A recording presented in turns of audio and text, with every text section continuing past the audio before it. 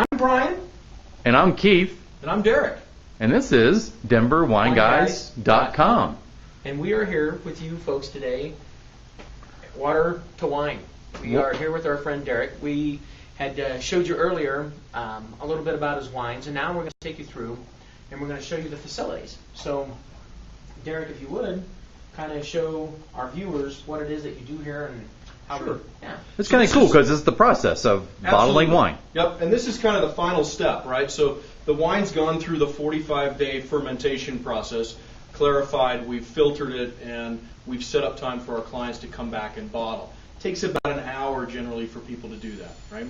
So the first thing we do is we get brand new bottles in, but because they ship them in cardboard, we want to make sure that they're clean and sterile, right?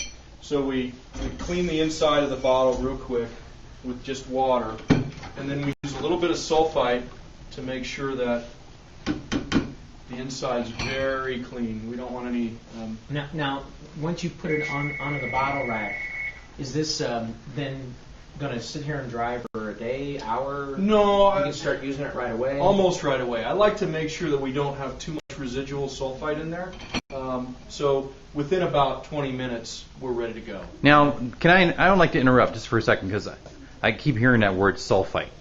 Because our viewers, you know how consumers are about wine. They hear the word sulfite.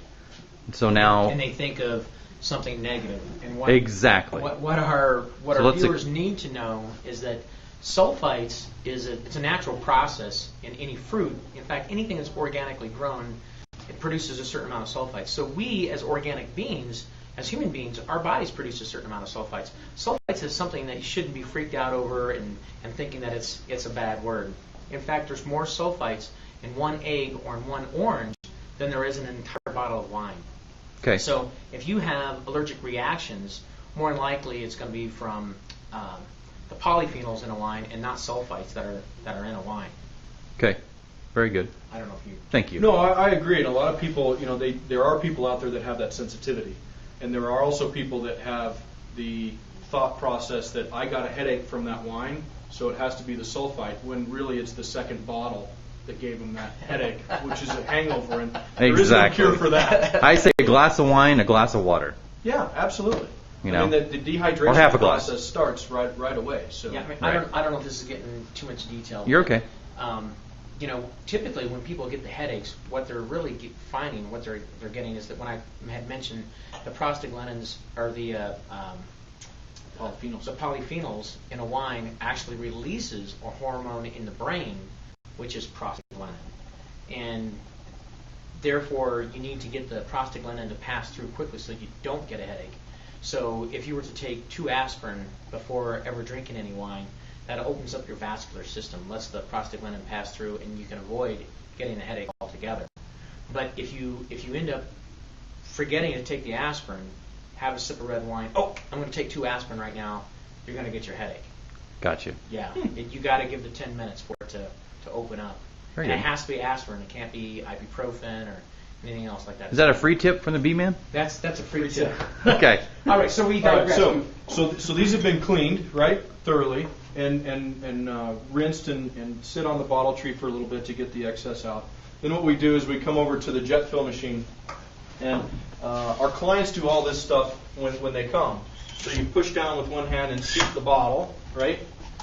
Turn the pump on, and what happens is the jet fill machine pressurizes the system and fills the bottle up to 750 milliliters, and then most of the time shuts itself off.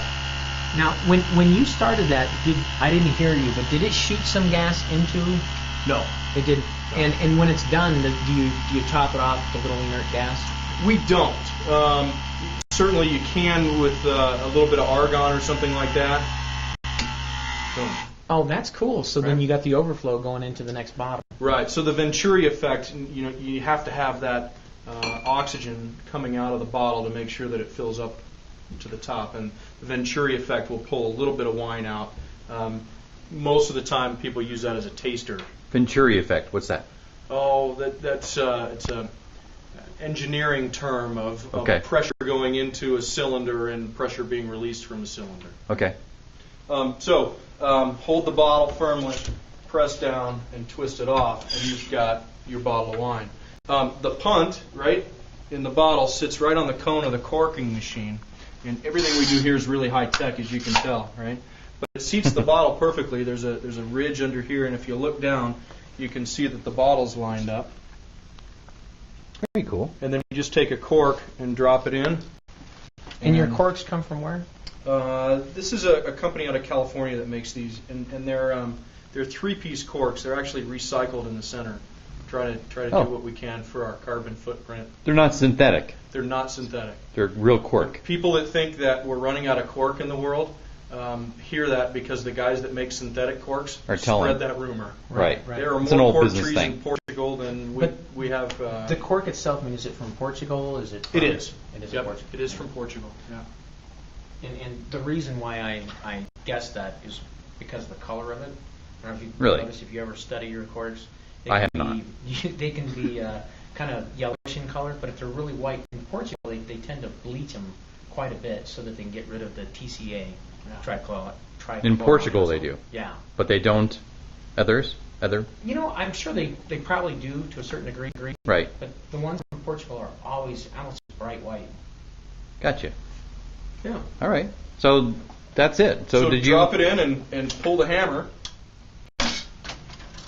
and Voila. we're done. So this is the consumer, your customer, Mhm. they do all this. They do it all, absolutely. And we built the bar here so people could bring in crackers and cheese, bring some friends, and really turn it into an event as opposed to work. Now to finish this off, don't we have a fancy way bet. of? Very fancy. All right. Very fancy way to finish it off. What did you just put on there? I just put a piece of PVC over the top. You can see that in they. They just multiple buy them colors. in bulk, Right. Yep. right? And depending on what your label looks like, we can mix and match Oh, look at that. You to got make different sure colors. that they Oh, finish okay. off nice, right? Gotcha. And then, depending on how many bottles you're doing, You got a hairdryer? I got a hairdryer. Yeah. Sweet. And this just seals right down to the bottle. Yeah. To make sure your presentation's good. Beautiful. Right? Very nice. And then what we would do after that, if we had labels, is we would put the bottle here, Okay.